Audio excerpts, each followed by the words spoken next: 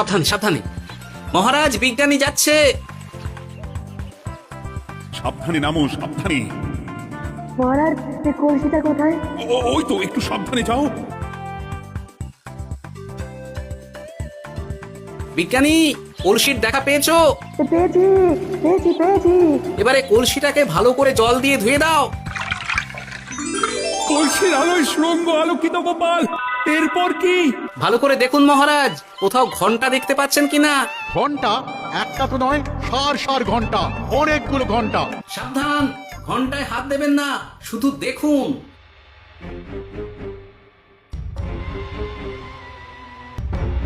মহারাজ, আমরা গুপ্তধনের খুব কাছে চলে এসেছি। তাই নাকি? কি মজা কি মজা, এবার খাবো ক্ষীরের গজা। কবি চুপ করো, এখনো আমরা গুপ্তধন পাইনি। আমার মুখে দাঁড়িয়ে সবগুলো তারা আঁকা। বিজ্ঞানী, কোন ঘন্টায় চাঁদের নকশা করা আছে কি? একটু দেখে বলো না।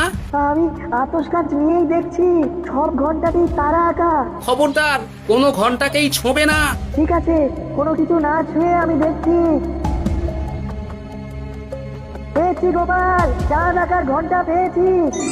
ওই ঘন্টাটা বাজাও, বাজাও।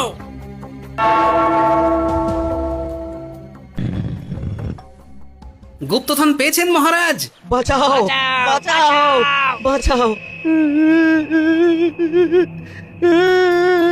বাঁচান মহারাজ, বাঁচান বিজ্ঞানী, মহারাজ। মন্ত্রীর গলা পাচ্ছ না?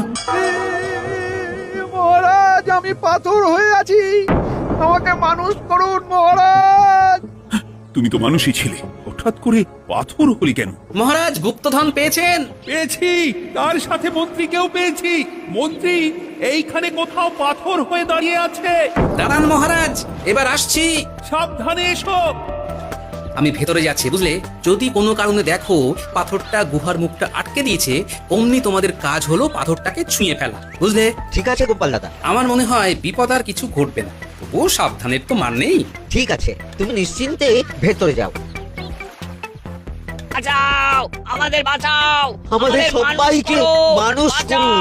আমাকে মানুষ করুন মহারাজ।